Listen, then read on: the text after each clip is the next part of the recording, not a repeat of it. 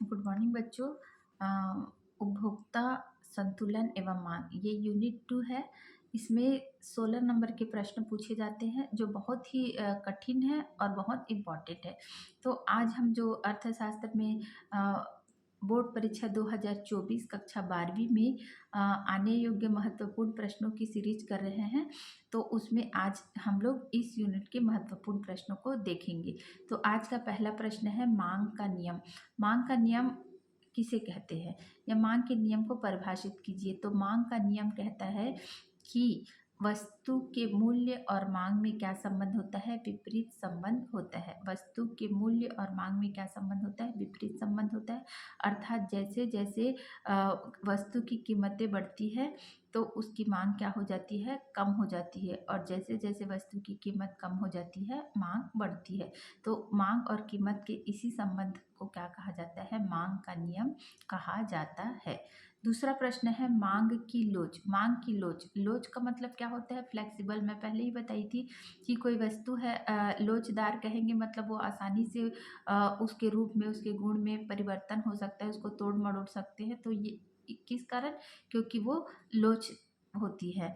चांदी के तारों का प्रयोग किसको बनाने में, ये वायरिंग में, बिजली फिटिंग में चांदी के तारों का प्रयोग इसीलिए किया जाता है क्योंकि चांदी को आसानी से तोड़ा मरोड़ा जा सकता है। तो यही है कि उसको फ्लेक्सिबिलिटी कहा जाता है। तो लोच का तात्पर्य है, मांग की लोच का तात्पर्य है कि कीमतों में परिवर्तन के फलस्वरूप मांग की मात्रा में जो भी परिवर्तन होते रहता है उसी को क्या कहा जाता है? मांग की लोच कहा जाता है।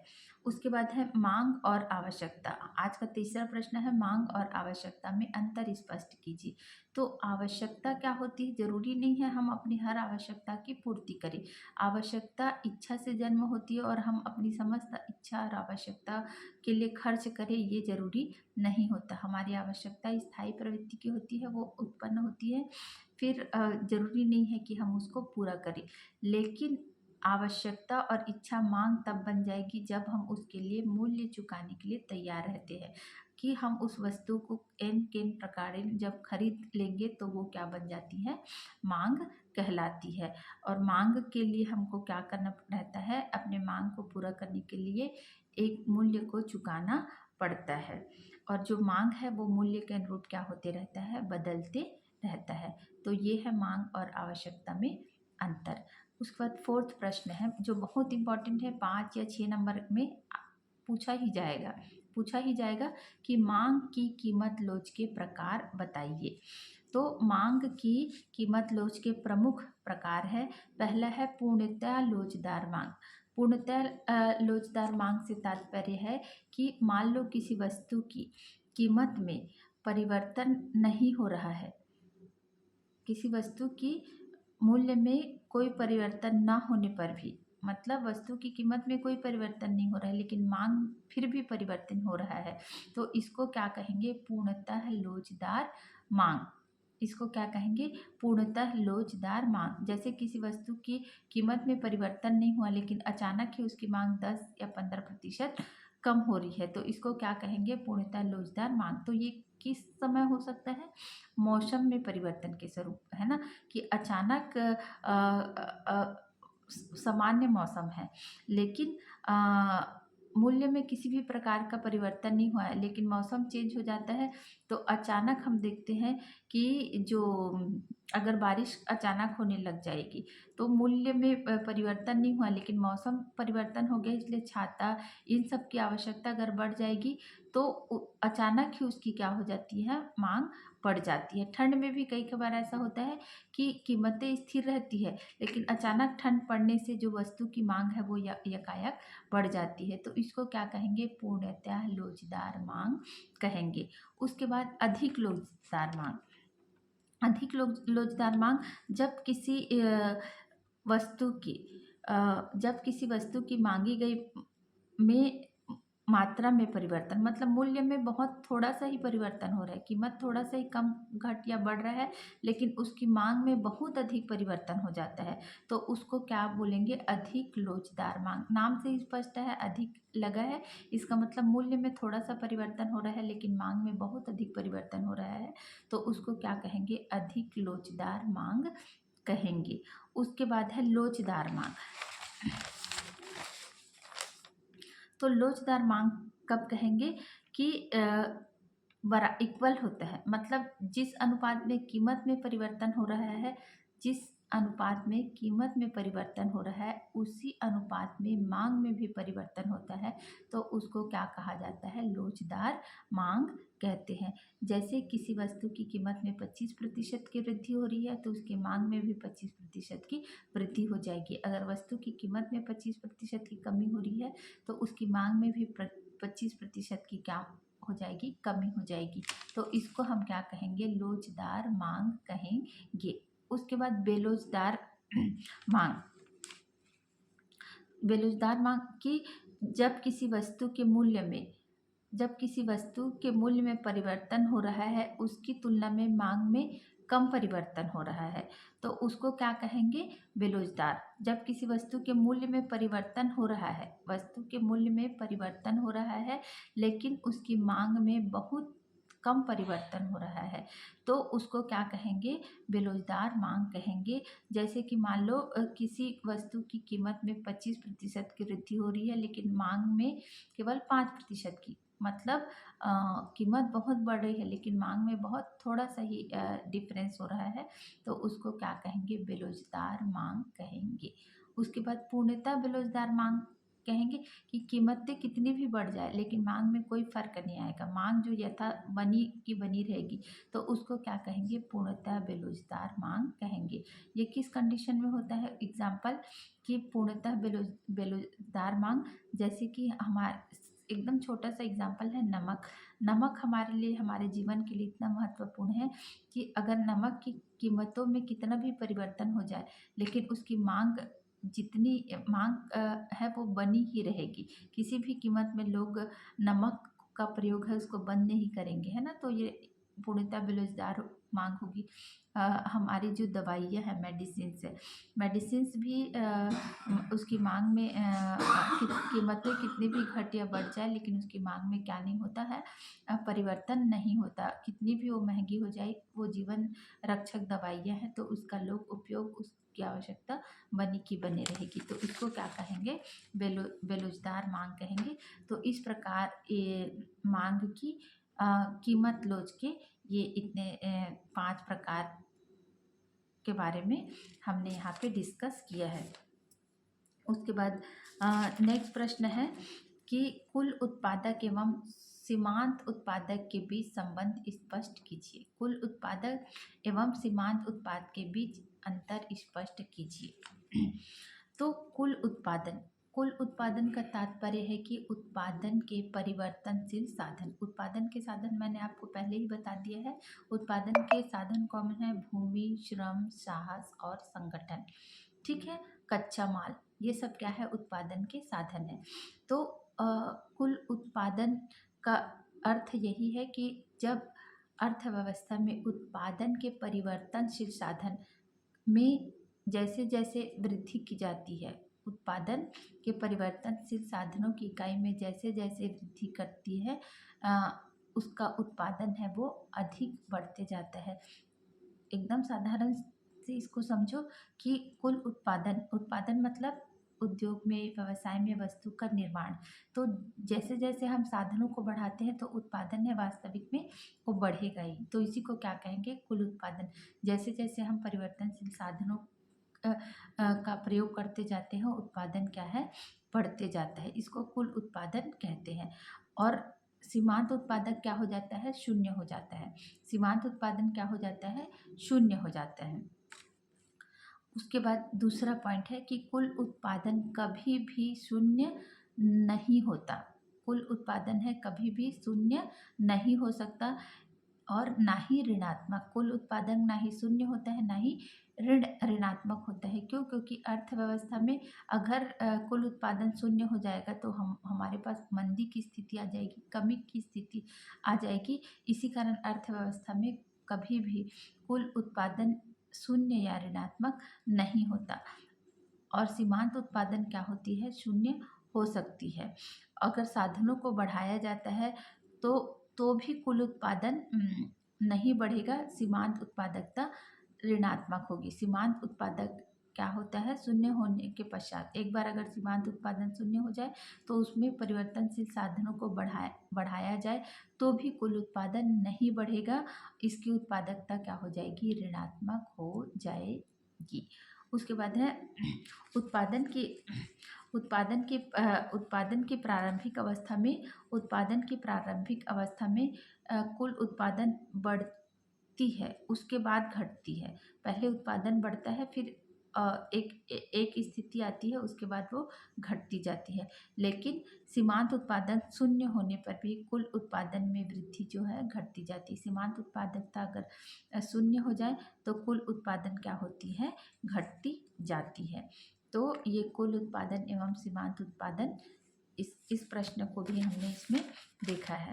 उसके बाद है नेक्स्ट प्रश्न जो बहुत ही इम्पॉर्टेंट है और ये भी 5 या 6 नंबर में एकदम श्योर है, आने लायक है, आता ही है, क्योंकि ये जो सारे प्रश्न हैं उसको मैंने अनसॉल्व्ड से ही लिए हैं। अपूर्ण प्रतियोगिता की विशेषताएं लिखिए। प्रश्न क्या है? अपूर्ण प्रतियोगिता की विशेषताएं लिखिए। तो अपूर्ण प्रतियोगिता क्या है? पूर्ण प्रतियोगिता जहाँ बहुत ज़्यादा मात्रा में क्रेता और विक्रेता होते हैं उसको पूर्ण प्रतियोगिता बोलते हैं। अपूर्ण प्रतियोगिता नाम से ही है कि अपूर्ण है मतलब कम है, पूर्ण नहीं है, अपूर्ण है आधा है, मतलब यहाँ पे क्रेता और विक्रेताओं की जो संख्या है वो पूर्ण प्रतियोगिता की तुलना में, क्रेता और विक्रेता की जो संख्या है पूर्ण प्रतियोगिता की तुलना में क्या होती है? काफ़ी कम होती है, जिसके फलस्वरूप क्रेता एवं विक्रेता के बीच स्वतंत्र प्रतियोगिता का अभाव होता है। ज़्यादा क्रेता विक्रेता की संख्या नहीं होती, कम होती है पूर्ण प्रतियोगिता की तुलना में, इसलिए क्या होता है? स्वतंत्र प्रतियोगिता का अभाव होता है। इसका परिणाम क्या होता है कि जो वस्तु का मूल्य है, पूर्ण प्रतियोगिता में इतनी प्रतियोगिता होती है कि वस्तु का मूल्य कम और अधिकतर समान मूल्य निर्धारण करना पड़ जाता है। लेकिन एकाधिकार और अपूर्ण प्रतियोगिता में चूंकि प्रतियोगिता कम होती है, क्रेता या विक्रेता की संख्या कम होती है, इसी कारण क्या होता है कि मूल्य है वो डिफरेंट हो जाते हैं। जो मूल्य है वो उसमें अंतर होता है, या किसी का मूल्य अधिक होगा और कि कोई अपनी वस्तु के मूल्य को कम रखता है। ठीक है। उसके बाद तीसरा इसका है अपूर्ण प्रतियोगिता में जो क्रेता एवं विक्रेता को बाजार के संबंध में पूर्ण ज्ञान नहीं होता। क्रेता और विक्रेता को बाजार का पूर्ण ज्ञान नहीं होता, जिसके कारण क्या हो जाता है? मूल्य विभेद की संभावना बढ़ जाती है। मूल्य विभेद की संभावना बढ़ जाती है। अपूर्ण प्रतियोगिता में मांग वक्र, औसत आगम एवरेज रेवेन्यू वक्र ऋणात्मक होता है। अपूर्ण प्रतियोगिता में जो औसत मांग वक्र एवरेज रेवेन्यू वक्र क्या होता है? ऋणात्मक होता है। उसके बाद नेक्स्ट है फोर्थ पॉइंट है अपूर्ण प्रतियोगिता काल्पनिक न होकर वास्तविक जीवन में पाई जाने वाली बाजार की स्थिति है। अपूर्ण प्रतियोगिता वास्तविक जीवन में पाई जाने वाली बाजार की स्थिति है। तो इस प्रकार ये जो लॉन्ग आंसर टाइप का क्वेश्चन है, इसमें सारे मैंने लॉन्ग आंसर टाइप के क्वेश्चन ही लिए हैं, जो आप लोग को बार बार इसको सुनिएगा और ये इसको कॉपी में अच्छे से नोट कर लीजिएगा, ये ज़रूर आएगा। उसके बाद नेक्स्ट प्रश्न लेते हैं, जो ये भी बहुत ही इम्पॉर्टेंट है और बहुत कठिन है, लेकिन बहुत ज़्यादा इम्पॉर्टेंट है। अर्थव्यवस्था में उत्पादन संभावना से क्या अभिप्राय है? अर्थव्यवस्था में उत्पादन संभावना से क्या अभिप्राय है?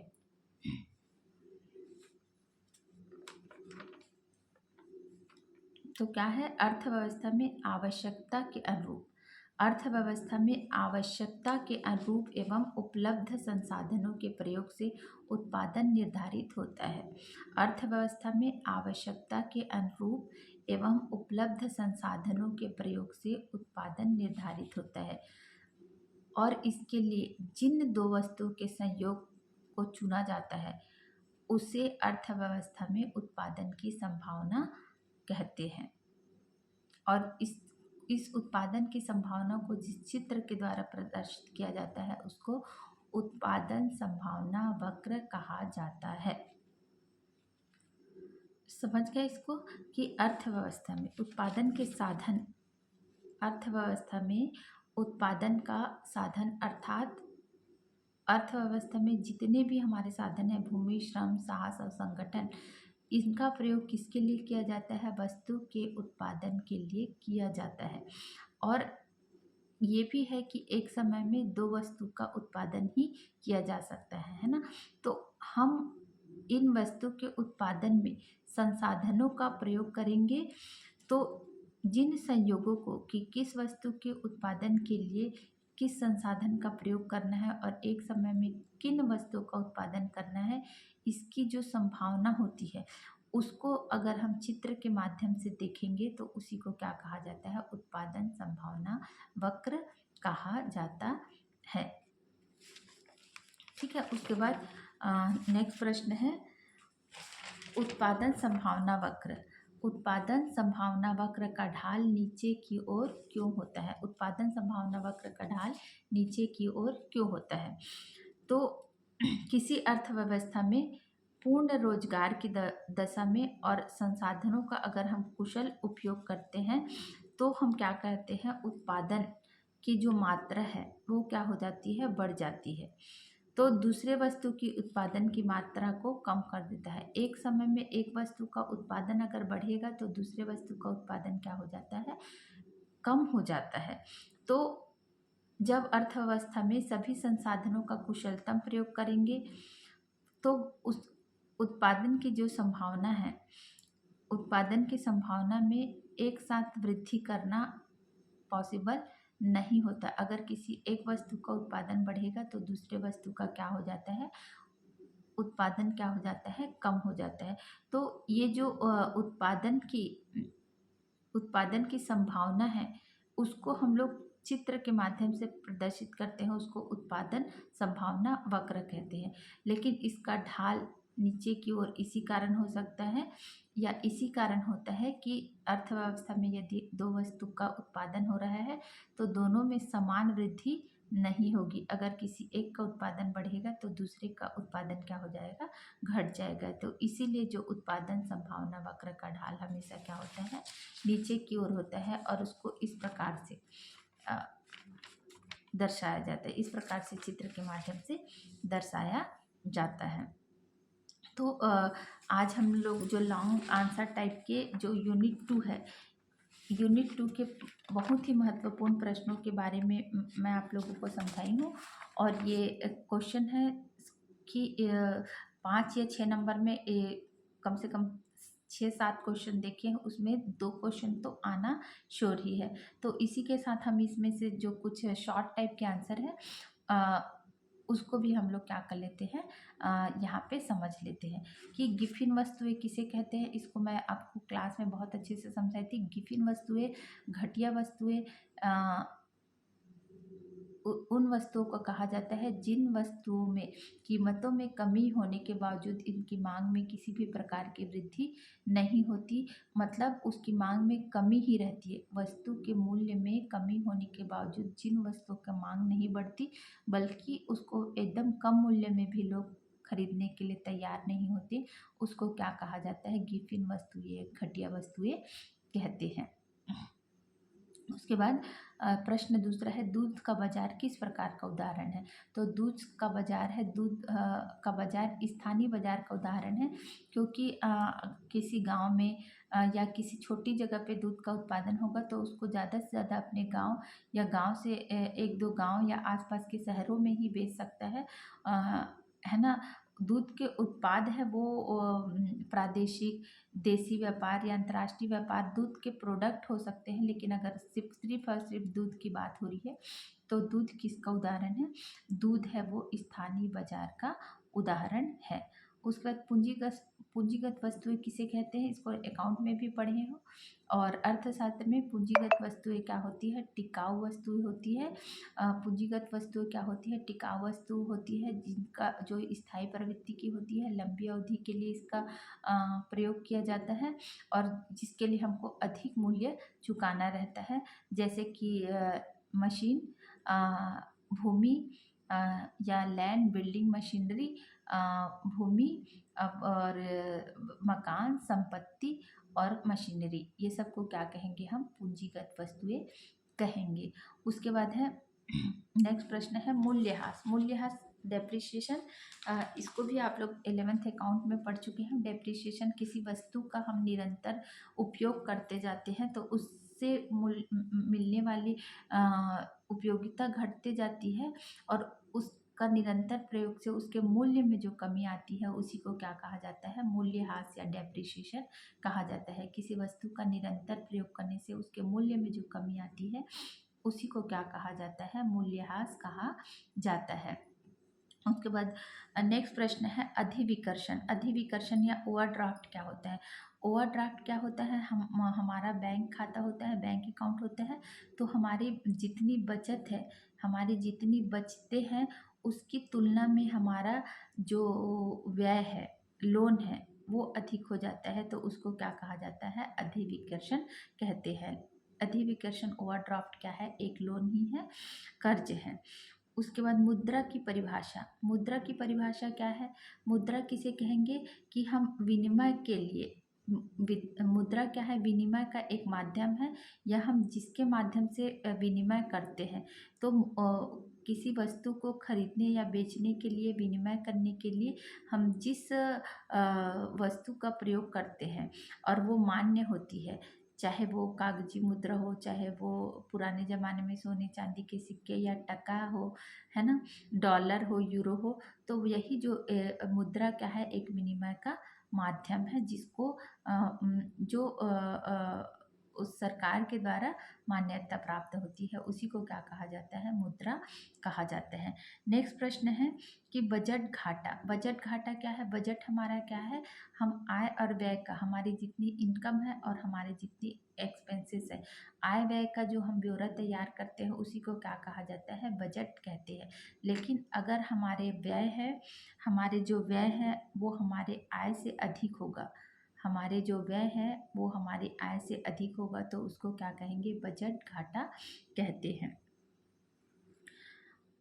उसके बाद है कर वंचन। कर वंचन किसे कहेंगे?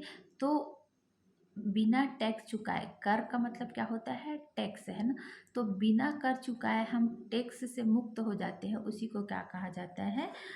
कर वंचन कहलाता है।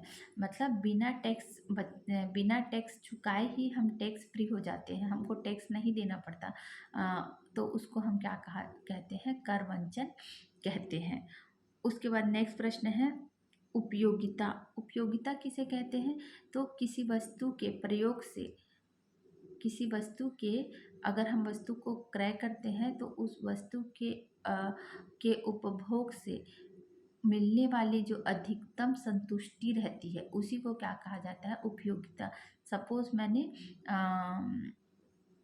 आम को खाने के लिए क्रय किया है कि आम को खाने से मेरी भूख मिटेगी और मुझे अच्छा भी लगेगा, तो उस आम को खाने से मेरी जो भूख है उसको संतुष्टि मिल गई और मुझे अच्छा भी लगा, तो इसलिए वो क्या हो जाएगी? उस आम की उपयोगिता होगी। तो इसी को क्या कहा जाता है? उपयोगिता कहा जाता है कि किसी वस्तु के प्रयोग से उपभोक्ता को मिलने वाली संतुष्टि को क्या कहा जाता है? उपयोगिता कहा जाता है। नेक्स्ट प्रश्न है क्षेत्र के आधार पर बाजार।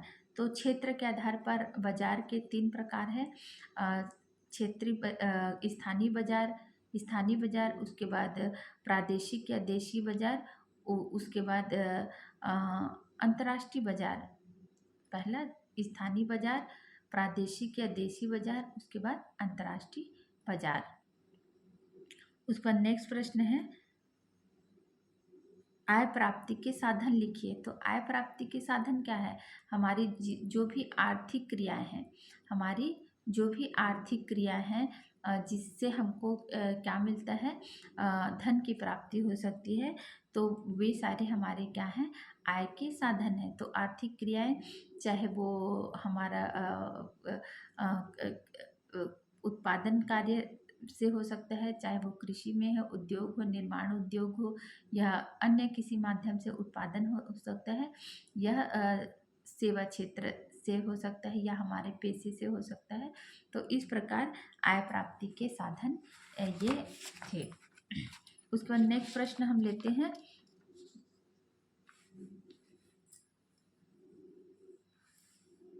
सार्वजनिक व्यय के 4 प्रकार लिखे। तो सार्वजनिक व्यय ऐसे व्यय है जो सरकार के द्वारा, सार्वजनिक व्यय ऐसे व्यय है जो सरकार के द्वारा लोगों के लिए, लोगों के हित के लिए किया जाता है। तो इसको क्या कहा जाता है, सार्वजनिक व्यय कहा जाता है। जैसे कि किसी स्थान पे स्कूल का निर्माण करना, सड़क निर्माण करना, परिवहन के साधनों का विकास करना, यह सभी लोगों के मनोरंजन की सुविधा के लिए व्यय करना, या फिर लोगों के हित को देखते हुए जितनी भी आवश्यकता, मूलभूत आवश्यकता में जो भी सरकार के द्वारा खर्च किया जाता है, उसको क्या कहा जाता है, सार्वजनिक व्यय कहा जाता है। तो इस प्रकार आज हमने इतने महत्वपूर्ण प्रश्नों का जो यूनिट 2 से पूछे जाएंगे और पूछे जाते ही हैं, तो ऐसे प्रश्नों को हमने डिस्कस किया। तो मेरे को उम्मीद है कि आप लोगों को ये सारे प्रश्न अच्छे से समझ में आ जाएंगे, और सभी जो इकोनॉमिक्स के जो पेपर हैं उसके क्वेश्चन, ज़्यादा से ज़्यादा क्वेश्चन को कम से कम अटेंड करने का तो प्रयास करेंगे। ठीक है, और ज़्यादा क्वेश्चन लेंगे तो वीडियो बहुत लंबा हो जाएगा। तो जो बाकी के क्वेश्चन है उसको नेक्स्ट वीडियो में हम लोग डिस्कस करेंगे यूनिट 3 से। यूनिट 3 के जो महत्वपूर्ण प्रश्न हैं उसको, ये जो 4th वीडियो आएगा उसमें मैं अपलोड करूँगी।